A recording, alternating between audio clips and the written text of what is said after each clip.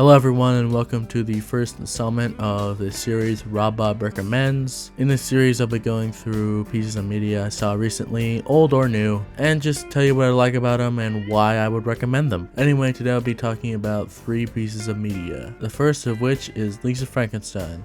Outcast high schooler Lisa Swallows, who has a strange fascination with the dead, has a crush on a dead man who is suddenly brought back to life. Together they assemble the missing pieces of his body as they grow closer. This is directed by Zelda Williams, who's mainly known for acting. This is her first time directing, and honestly I think she did a great job. This is written by Diablo Cody, who has written several dramedy films in the past, and she's even won an Oscar for her work on Juno. And this is also not her first foray into horror comedy, as in the past she wrote Jennifer's Body, which has gone on to be somewhat of a cult classic. And this film is somewhat of a spiritual successor to it.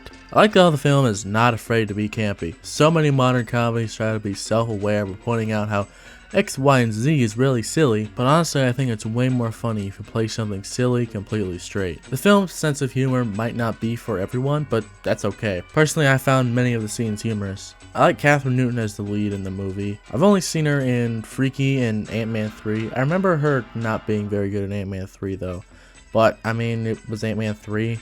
I mean, who's gonna try for that? I think she brings a weirdo outcast energy to the character that makes her odd but endearing. I also like Cole Sprouse as the monster. I just appreciate a really good human playing monster performance, and this certainly delivers. The way he moves his body and the way that parts of his body are immobile is a nice touch. It's almost like the nerves are permanently damaged or something. Kinda reminds me of Dawn of the Dead. I also think his progression throughout the movie into becoming more and more of a human just through his body language is cool. I also enjoyed the family members. They're all funny in their own ways. I would recommend this movie if you're into any horror comedies. Also, if you like 80s John Hughes coming of age movies, I can definitely see this becoming a cult classic in a few years. 8 decapitated bananas out of 10. If you know, you know. It's probably closer to a 7 than a 9. Alright, next piece of media is Blue Eye Samurai. During Japan's Edo period, when the country was blocked off from foreign contact, half-white, half-Japanese samurai Mizu goes on a revenge quest against the 4 white men in Japan, one of whom is her father. The show was created by Michael Green and his wife Amber Nozumi. Green was the screenwriter for Blade Runner 2049 and Logan, and I can definitely see his previous work in this one. Blade Runner and especially Logan have been described as neo-westerns, and this one is definitely too,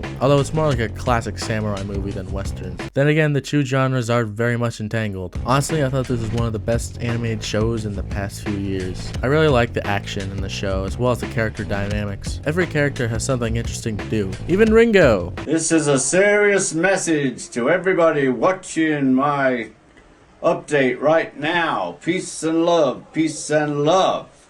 No, not that Ringo. We just think he's gonna be the goofy sidekick, but even he gets an arc. I also appreciate how the main character is flawed as well. I feel way too often that in modern pieces of media, whenever there's a main girl character, she's always written to be indestructible. But it's way more interesting when they're flawed and they have to overcome the mistakes they make. Also really like how the show is made for adults.